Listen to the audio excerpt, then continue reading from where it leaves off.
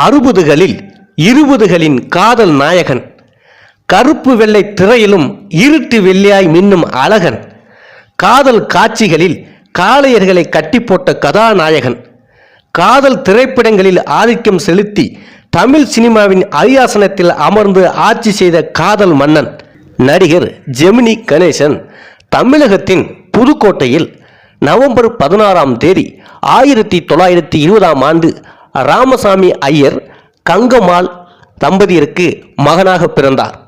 இவரது இயற்பெயர் கணபதி சுப்பிரமணியன் சர்மா. பின்னர் இது ராமசாமி கணேசன் என்று மாற்றப்பட்டது. ஜெமினி ஸ்டுடியோவில் பணியாற்றி புகழ்பெற்ற காரணத்தால் ஜெமினி கணேசன் என்ற பெயர் வைக்கப்பட்டது. ரத்ன கண்ணு ராமசாமி ஐயர் கணேசன் என்பதன் முழு பெயர் கொண்ட ஜெமினி கணேசன் தனது 10வது வயதில் தன் தந்தையை இழந்து தனது சித்தப்பா நாராயணன் அரவணைப்பில் வளர்ந்தார்.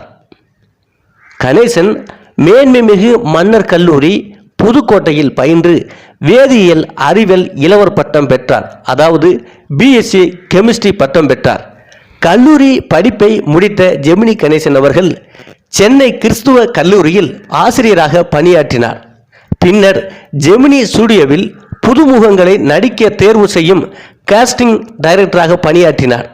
அதன் பிறகு 1947ஆம் ஆண்டு மிஸ் மாலினி என்னும் திரைப்படத்தில் முதன்முறையாக சிறிய வேடம் ஒன்றில் நடித்த ஜெமினி கணேசன் தென்னிந்திய மொழிகளிலும் இந்தியிலுமாக 200 படங்களுக்கு மேல் நடித்திருக்கிறார். ஆரம்பகால படங்களில் அவரது பெயர் ஆர் கணேஷ் என்ற இடம்பெற்றது. பராசக்தி படம் மூலமாக தமிழ் திரையுலகிற்கு வந்த சிவாஜி கணேசனும் அப்போது கணேசன் என்றே அழைக்கப்பட்டார். ஆகையால் பெயர் குழப்பம் ஏற்படுவதை தவிர்ப்பதற்காக தனது பெயருடன் தான் திரையுலகில் நுழைந்த ஜெமினி நிறுவனத்தின் பெயரை முன்பகுதியில் இணைத்து ஜெமினி கணேசன் என்று வைத்துக் கொண்டார். ஜெமினி கணேசன் 2 படங்களில் வில்லனாக நடித்துள்ளார். 1952இல் வெளியான தாயுள்ளம் என்ற படத்தில் ஜெமினி கணேசன் வில்லனாகவும் ஆர்.எஸ். மனோகர் கதாநாயகம் நடித்தனர். பிற்காலத்தில் ஆர்.எஸ். மனோகர் வில்லனாகவும் ஜெமினி கணேசன் கதாநாயகமும் நிலை பெற்றுவிட்டனர். மாடர்ன் தியேட்டர்ஸ் தயாரிப்பான வல்லவனுக்கு வல்லவன் திரைப்படத்தில் ஜெமினி கணேசன் இறுதியில் வில்லனாக நடித்தார்.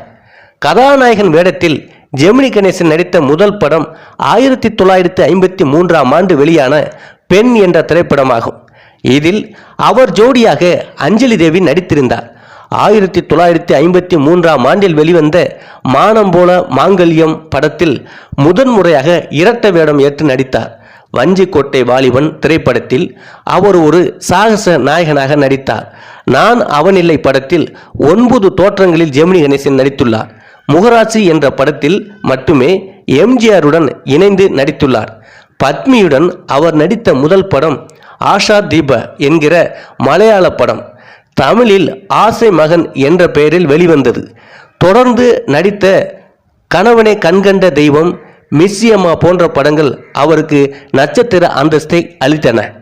ஜெமினி கணேசன் அவர்கள் இயக்குனராகவும் ஒரு படத்தில் இருந்தார். அவர் இயக்கிய ஒரே படம் இதய மலர். தாமரை மணாளன் இந்த படத்தை இணைந்து இயக்கியிருந்தார். இதயமலர் திரைப்படத்தில் லவ் ஆல் என்று துவங்கும் பாடலை ஜெமினி பாடியிருந்தார். அவர் சொந்த குரலில் பாடிய ஒரே பாடல் இதுவாகும். சொந்தமாக ஜெமினி தயாரித்த ஒரே படம் நான் அவனில்லை மட்டுமே. இது வசூலில் அவ்வளவாக வெற்றியிடவில்லை. ஆயினும் இதற்காக ஜெமினி கணேசன் பிலிம்பேர் விருது பெற்றார். ஜெமினிக்கு இந்தி மொழி மிக நன்றாக தெரியும். 1980ஆம் ஆண்டுகளில் இந்தியாவின் முதல் தொலைக்காட்சி தொடரான ஹம்லோக் சென்னை தொலைக்காட்சி நிலையத்தால் ஒளிபரப்பப்பட்ட போது அவற்றில் சில நிகழ்வுகளில் ஜெமினி தமிழில் முன்கதை சுருக்கம் தொகுத்து அளித்தார். ஜெமினி கணேசனின் மிக பெரும் திறன் எந்த ஒரு கட்டுக்குள்ளும் சிக்காத போதிலும் தனக்கென்று ஒரு ரசிகர் குழாமை அவர் வைத்திருந்ததான். இயல்பான நடிப்புக்கு பெயர் பெற்ற அவர் இயக்குநர்களின் நடிகராக விளங்கினார். எந்த விதமான பாத்திரத்திலும் பொருந்தி விடுகிற இயல்பும் தனக்கென பிம்பம் தேடாது பாத்திரத்தின் தன்மை அறிந்து நடிப்பும் புகழ்பெற்ற இயக்குநரின் முதல் விருப்ப தேர்வாக அவரை வைத்திருந்தனர். அத்தகைய இயக்குநர்களில் கே.எஸ். கோபாலகிருஷ்ணன், ஸ்ரீதர், கே. பாலச்சந்தர், பீம்சிங் ஆகியோர் அடங்குவர். இத்தகைய இயக்குநர்களுடன் அவர் அளித்த பல படங்கள் காலத்தால் அழியாதவை. அவர் நடித்த பல படங்கள் இன்றும் பேசப்படும் படங்களாகவே இருக்கின்றன. KS கோபாலகிருஷ்ணன் இயக்கிய கற்பகம், சித்தி, பரமா பாசமா, சின்னஞ்சிறு உலகம் ஆகிய படங்களில் பலதரப்பட்ட வேடங்களை ஏற்று நடித்தவர் ஜெமினி கணேசன். இவற்றில் பல படங்கள் வெற்றி படங்களாகும். புதுமை இயக்குனர் என அறியப்பட்ட ஸ்ரீதர் ஒரு இயக்குனராக அறிமுகமான கல்யாண பரிசு திரைப்படத்தில் நாயகன் ஜெமினி கணேசன் தான். அவர் புகழ்பெற்ற இயக்குனரான பின்னும் ஜெமினி கணேசன் நடிப்பில் மீண்ட சொர்க்கம், சுமைதாங்கி போன்ற பல படங்களை இயக்கினார். பாலச்சந்தர் மிகவும் விரும்பி இயக்கிய நடிகர்களில் ஜெமினி கணேசன் ஒருவர். தாமரை நெஞ்சம், பூவா தலையா, இருகோடுகள், வெள்ளி விழா, புன்னகை, கண்ணா நலமா, நான் அவனில்லை என பல படங்களில் இவர்களின் வெற்றி கூட்டணி தொடர்ந்தது. நான் அவனில்லை திரைப்படத்தினை ஜெமினி கணேசனை தயாரித்து பல வேடங்களில் நடித்திருந்தார். இந்த படத்துக்காக அவர் பிலிம்ஃபேர் விருதையும் பெற்றார். தான் ஒரு முன்னணி கதாநாயகனாக இருந்தபோதும் பிற நட்சத்திரங்களுடன் இணைந்து நடிக்க ஜெமினி தயங்கியது இல்லை. நடிகர் திலகம் என இரவா புகழ் பெற்ற சிவாஜி கணேசன் முதன்மை பாத்திரம் ஏற்றிருந்த பல படங்களில் அவருக்கு ஈடு கொடுத்து நடிப்பாற்றலை வெளிப்படுத்திய பெருமை ஜெமினி கணேசனுக்கு உண்டு. பாசமலர், பாவ மன்னிப்பு, பார்த்தால் பசித்திரும், வீரபாண்டிய கட்டபொம்மன் போன்ற பல படங்களே இதற்கு சான்று. இவற்றில் ஜெமினி கணேசன் அவர்கள் நடிப்பும் சொலித்தது என்பதில் இரண்டாம் கருத்துக்கு இடமிருக்காது.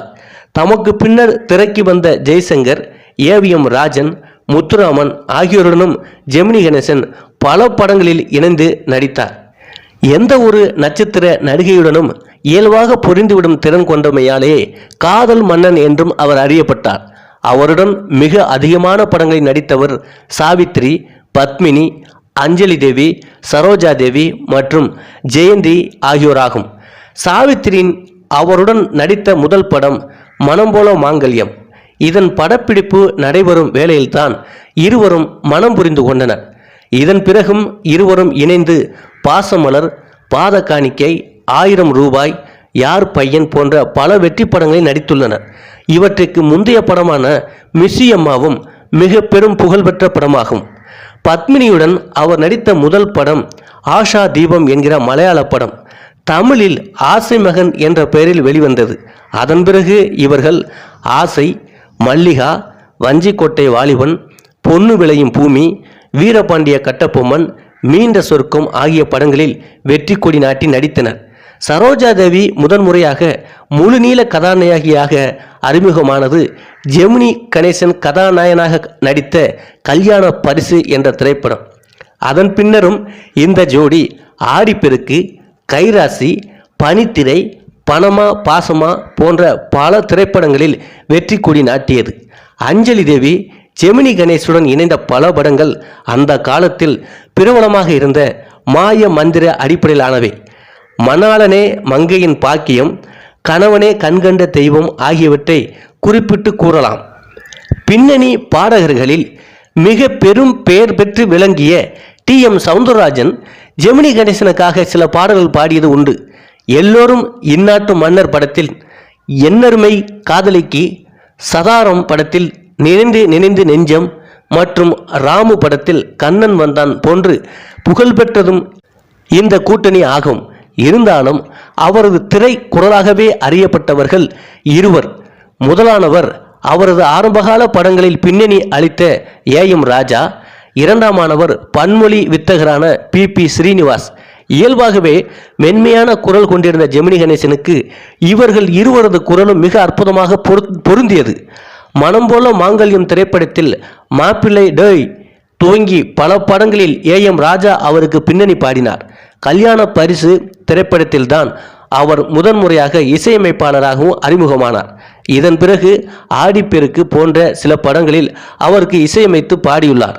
60களின் இறுதியில் வெளிவர துவங்கிய ஜெமினி கணேசனின் படங்களில் PP ஸ்ரீனிவாஸ் அவரது பாடல் குரலானார்.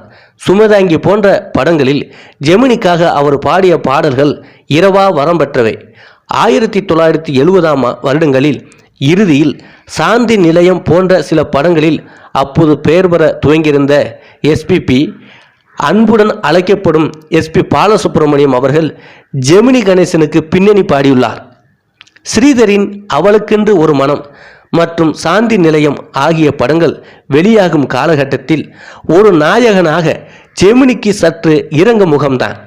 அவர் நாயகனாக நடித்த கடைசி படம் சுஜாதாவுடன் நடித்து 1970ஆம் ஆண்டுகளில் இறுதியில் வெளிவந்த லலிதா என்ற திரைப்படம். சில வருடங்களுக்கு பிறகு குணச்சித்திர பாத்திரங்களை ஏற்று நடிக்க ஆனார். அவற்றில் மிக சிறப்பாக அமைந்த 2 படங்களுமே கமலஹாசன் நாயகனாக நடித்தவை என்பது குறிப்பிடத்தக்கது. தெலுங்கில் சிரஞ்சீவியின் தந்தையாக அவர் நடித்த ருத்ரவீணா தமிழில் உன்னால் முடியும் தம்பி என மறுவாக்கம் செய்யப்பட்ட போது அதில் கமலஹாசனின் பிடிவாதம் மிக்க தந்தையாக, கர்நாடக இசை தூய்மையில் விடாப்பிடி கொண்டவராக மிக சிறப்பாக நடித்திருந்தார். மற்றொன்று அவரது கடைசி படமான ஔவை சண்முகி.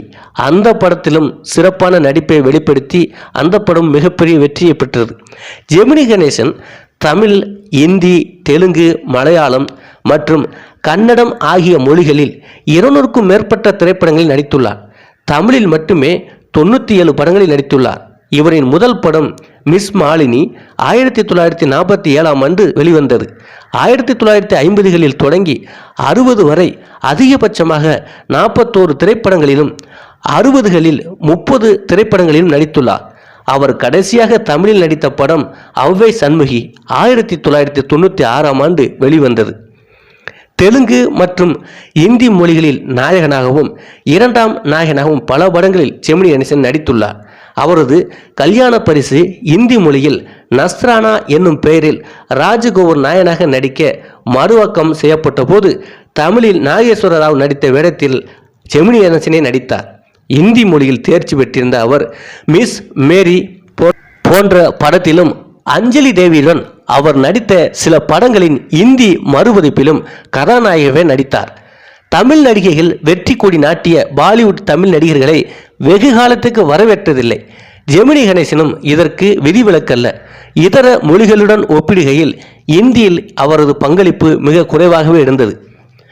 தமிழ் திரைப்படத் துறையின் காதல் மன்னன் என்று வர்ணிக்கப்படும் காலம் சென்ற நடிகர் ஜெமினி கணேசன் அவர்களின் தபால் தலையினை 2006ஆம் ஆண்டு தகவல் தொழில்நுட்பத்துறை அமைச்சர் தயாநிதி மாறன் சென்னையில் நடைபெற்ற விழாவில் வெளியிட்டார்.